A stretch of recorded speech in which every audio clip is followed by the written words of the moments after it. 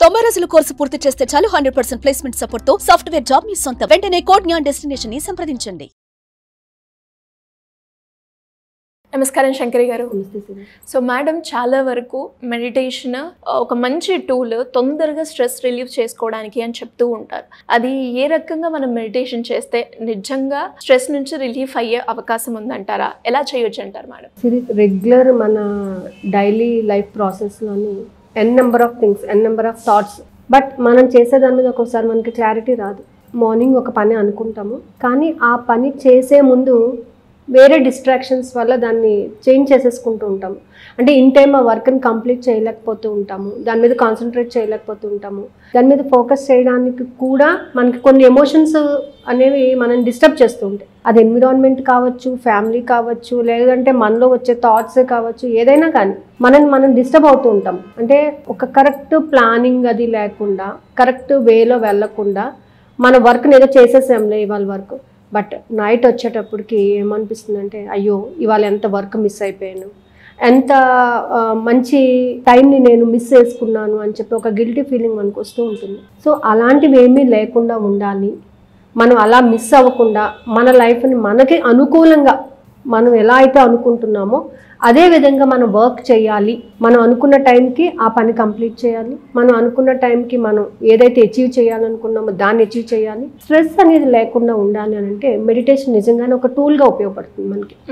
అంటే ఈ మెడిటేషన్ చేసినంతసేపు కూడా మనం ఏం చేస్తామంటే మన కంప్లీట్ మన మనసు, బుద్ధి, శరీరం అన్నీ కూడా ఒకే విధంగా ఉంటాయి. అంటే ఒకటే ఆలోచన కలిగి ఉంటాయి కాబట్టి everything is in our control.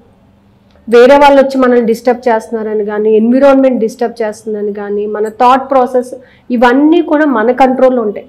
Everything will be your reflection only. అంటే నువ్వు ఏమనుకుంటున్నావో అదే బయటకు వస్తుంది, నువ్వు ఎలా అయితే ఆలోచిస్తున్నావో అదే బయటకు వస్తుంది. సో మెడిటేషన్లో కూడా మనల్ని మనం కంట్రోల్ చేసుకోవడానికి మీరు అన్నట్టుగానే స్ట్రెస్ రిలీఫర్గా మనం మెడిటేషన్ చెప్పుకోవచ్చు. ఒక 10 నిమిషాలు మీరు ఎక్కువ స్ట్రెస్ ఫీల్ అయినప్పుడు కనీసం ఒక 5 నిమిషాలు ప్రశాంతంగా కూర్చొని మిమ్మల్ని మీరు జస్ట్ కంట్రోల్ పెట్టుకుంటూ మీ ఎమోషన్స్ని మీరు కంట్రోల్ చేసుకున్నారంటే స్ట్రెస్ నుంచి చాలా రిలీఫ్ అయిపోతారు. చాలా ఏంటి 100%, 101% రిలీవ్ అవుతాం అనమాట. దాని తర్వాత మనం ఏం చేయాలి అనే దాని మీద ఒక క్లారిటీ వస్తుంది మనకి. దాంతోపాటుగా సెల్ఫ్ అవేర్నెస్ అని వస్తుంది. బూస్టప్ యువర్ పొటెన్షియల్స్ అనమాట. సెల్ఫ్ అవేర్నెస్, అసలు నీ గురించి నీకేంటి అనేది తెలుసా? ఎవరో ఏదో చెప్తే నువ్వు బాగా చేస్తావు అనడం కాదు. అసలు నువ్వేంటి, నువ్వేం చేయగలవు, నీ స్కిల్ ఏంటి, నీలో ఎంత సామర్థ్యం ఉంది, నువ్వు ఎవరినైనా సరే ఎలా మాట్లాడగలవు, నువ్వు ఏ జాబ్ చేయగలవు, నువ్వు డిసైడ్ అవ్వాలి. అది ఎవరో డిసైడ్ అవ్వడం కాదు కదా, నువ్వు డిసైడ్ అవ్వాలి. వన్స్ మీరు ఈ ప్రొఫెషన్కి వచ్చారంటే మీ డెసిషన్ మీద ఆధారపడి ఉంటుంది తప్ప వేరే వాళ్ళ డెసిషన్ మీద కాదు. మీ ఇంట్రెస్ట్ ఏంటి, మీ క్యాపబిలిటీస్ ఏంటి, మీరు ఎంతవరకు సస్టైన్ చేసుకోగలరు, ప్రతిదీ ఎవరి మీద ఆధారపడి ఉంటుంది, మీ మీద ఆధారపడి ఉంటుంది. సో సెల్ఫ్ అవేర్నెస్, మీ గురించి మీరు తెలుసుకోవడము, మిమ్మల్ని మీరు కంట్రోల్ చేసుకోవడము, మీ యాటిట్యూడ్స్, మీ బిలీఫ్స్ అన్నీ కూడా మీ కంట్రోల్లో ఉండడం అనేది మెడిటేషన్ వల్ల సాధ్యపడుతుంది. మనం ఏ విధంగా ప్రాక్టీస్ చేసినా కూడా కాదు, కానీ మెడిటేషన్ వల్ల మాత్రం మిమ్మల్ని మీరు కంట్రోల్ చేసుకోగలుగుతారు. మీ ప్రతి ఎమోషను మీ హ్యాండ్ ఓవర్లో ఉన్నంతసేపు కూడా యూ కెన్ అచీవ్ ఎనీథింగ్. మన లైఫ్ హ్యాపీగా ఉండాలంటే కీ మన దగ్గర ఉండాలి, కానీ వేరే వాళ్ళ దగ్గర కాదు. వేరే వాళ్ళు ఎమోషన్కి మనం బిల్ట్ అవ్వడం కాదు, మన ఎమోషన్స్ని మనం కంట్రోల్ చేసుకోవాలి, మన యాటిట్యూడ్స్ని మనం డెవలప్ చేసుకోవాలి. వీటన్నిటికీ కారణం ఏంటంటే మెడిటేషన్ ప్రాపర్గా చేసినట్లయితే మనకి మంచి రిజల్ట్ అనేది వస్తుంది. సో ఎస్పెషల్లీ ఎప్పుడు చేసుకోవాలి ఇవన్నీ నేనంటే బ్రహ్మముహూర్తం టైం అనేది మనకి బాగా ఉపయోగపడుతుంది అనమాట. ఎవరైనా చూడండి, ఒక గ్రేట్ పర్సనాలిటీస్ ఎవరినైనా సరే మనం ఇంటర్వ్యూ చేసినా మాట్లాడినా సరే వాళ్ళు ఏమంటారంటే early to bed, early to wake up. పొద్దున్నే లేస్తారు. పొద్దున్నే లేచినప్పుడు వాళ్ళ ఆలోచనలు అన్నీ కూడా దేని గురించో ఏమీ ఉండవు. వాళ్ళు ఏం చెయ్యాలి, ఏం మాట్లాడాలి, వాళ్ళ గోల్ని ఎలా రీచ్ అవ్వాలి, వాళ్ళ గురించి వాళ్ళు ఏంటి, వాళ్ళ నిన్న ఏం చేశారు, దానిని ఇంకా రీబిల్డ్ చేసుకోవడానికి ఎలాంటి పొటెన్షియల్స్ని పెంచుకోవాలి, దాని మీదే ఫోకస్ చేస్తారు. స్ట్రెస్ ఫీల్ అవ్వరు. ఏదో ఒక బిజినెస్ లాస్ అయిపోయినా, ఒకటి ఇదైపోయినా అని చేయరు.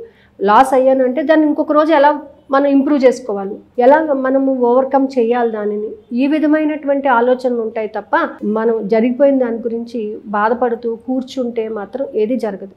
సో అలాంటి వేలో వెళ్ళాలి అని అనుకున్న వాళ్ళకి మెడిటేషన్ అనేది బాగా ఉపయోగపడుతుంది అనమాట.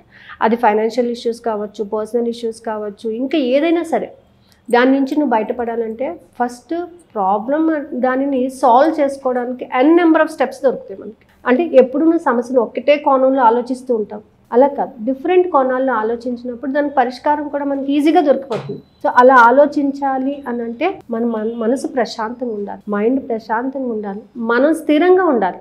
ఏదో ఇవాళ అటు వెళ్ళొచ్చాను, వాళ్ళు ఏదో చెప్పారు, ఇటు వెళ్ళొచ్చాను, వాళ్ళు నెవర్. నువ్వేమనుకుంటున్నావు, నీ సమస్య గురించి నువ్వేమనుకుంటున్నావు, నీ క్యాపబిలిటీని ఎలా పెంచాలి, ఈ సమస్యను నువ్వే ఎదుర్కోవాలి. అందరూ సలహా ఇచ్చేవాళ్ళు, గైడ్ చేసేవాళ్ళే తప్ప కౌన్సిల్ చేసేవాళ్ళు ఉండరు. కానీ కౌన్సిలింగ్ ఎవరు చేసుకోవాలి, నీకు నువ్వు చేసుకోవాలి. నీ పరిస్థితి ఏంటో నీకు తెలుసు. నువ్వేం చదవాలన్నా, ఏం రాయాలన్నా, ఏం మాట్లాడాలన్నా ఎవ్రీథింగ్ నీ నుంచి రావాల్సిందే తప్ప. సో అలాంటప్పుడు నీ స్ట్రెంగ్త్ని నువ్వు పెంచుకోవాలి. నీ స్ట్రెంగ్త్ని నువ్వు పెంచుకుని నీకు అంటూ ఒక క్లారిటీ తెచ్చినప్పుడు నువ్వు దానిని ఓవర్కమ్ చేయగలవు అనమాట. దానికోసం మెడిటేషన్ బాగా ఉపయోగపడుతుంది. ఇప్పుడు చాలామంది ఏంటంటే ఒక డెసిషన్ తీసుకోవాలంటే ఎంతోమంది సలహాలు తీసుకుంటూ ఉంటారు. అంతమంది సలహా తీసుకున్న చివరికి డెసిషన్ ఎవరిది, మన ఓన్ డెసిషనే ఉంటుంది అక్కడ. అవన్నీ ఏంటంటే జస్ట్ మనల్ని గైడ్ చేస్తుంటాయి. సో ఆ గైడెన్స్ తీసుకున్నా కూడా అసలు నువ్వు ఒక వ్యక్తి వచ్చి నువ్వు ఇలా చెయ్యి అని చెప్పేస్తాడు, కానీ ఆ చేయడానికి నీకు ఎన్నో అడ్డంకులు ఉండొచ్చు అక్కడ. అవన్నీ ఎవరు ఓవర్కమ్ చేయాలి, మనం ఓవర్కమ్ చేయాలి. సో మనం ఓవర్కమ్ చేయాలంటే మనం దానికి అనుకూలంగా ప్రయాణించగలగాలి. సో ఆ అనుకూలంగా ప్రయాణించడానికి మనకి కావాల్సినటువంటి ఎనర్జీ అంతా కూడా మెడిటేషన్ నుంచి మనం తీసుకుంటాం. Every energy is with in you. ప్రతిదీ మనలోనే ఉంది. మనం కావాలి అని అనుకున్నప్పుడు మనలోంచే మనం దాన్ని పొందొచ్చు. ఆ పొందేటటువంటి ఆనందం, సంతోషమైన, బాధ అయినా మన నుంచే ఉంటుంది. కాబట్టి అవన్నీ కూడా మనం హ్యాపీగా ఉండాలి. ఇవాళ నేను చాలా హ్యాపీగా ఉన్నానండి. ఎందుకు హ్యాపీగా ఉన్నావు? నువ్వు హ్యాపీగా ఉన్నానని నువ్వు ఫిక్స్ అయ్యావు కాబట్టి, నీ ఆనందాన్ని నువ్వు వెతుక్కుంటున్నావు కాబట్టి, నువ్వు ప్రతి దాంట్లోని చక్కగా బ్లూమింగ్ చూస్తున్నావు కాబట్టి నీకు హ్యాపీ అనిపిస్తుంది. అదే ఇవాళ చాలా ఎండ ఉందండి, నేను బయటకు వెళ్ళనండి, నెగిటివ్ థాట్ వచ్చిందంటే ఇమ్మీడియట్గా నువ్వు నెగిటివ్ ట్రాక్లోనే ఉంటావు. సో కాబట్టి ఒకసారి కంఫర్ట్ జోన్ నుంచి బయటకు వచ్చి మనం కానీ మెడిటేషన్లో మాత్రం కూర్చున్నట్టయితే కంఫర్ట్ జోన్ కన్నా ఇంకా మంచి జోన్లోకి మనం ప్రవేశించవచ్చు. సో దాంతోపాటు ఏంటంటే లైఫ్ని ఎలా డిజైన్ చేసుకోవాలి అనేటటువంటి ఒక మంచి ఆలోచన కూడా వస్తుంది అన్నమాట. ఎవరికైనా కూడా ఇంట్రెస్ట్ ఉండి మెడిటేషన్ రిలేటెడ్గా క్లాసెస్లో జాయిన్ అవ్వాలి, మీరు కండక్ట్ చేస్తూ ఉంటారు కదా, సో ఆ క్లాసెస్కి జాయిన్ అవ్వాలి అంటే ప్రొసీజర్ ఎలా ఉంటుంది మేడం? ఆల్రెడీ క్లాస్ స్టార్ట్ చేసామండి. మన 8th నుంచి స్టార్ట్ చేసాము. So we are planning to have another 21 days class night time. అంటే నిద్రపోయేటప్పుడు మన ఆలోచనను మనం ఎలా కంట్రోల్ చేసుకోవాలి, మనం ఆలోచన కంట్రోల్ చేసుకున్నట్లయితే మనం ఎంత అంటే ఇవాళ మనం కంట్రోల్ చేసుకుంటే రేపు మనం ఇంకొంచెం ఫ్రెష్గా తయారవచ్చు. సో అలా 21 days క్లాసెస్ కూడా ప్లాన్ చేస్తున్నాను.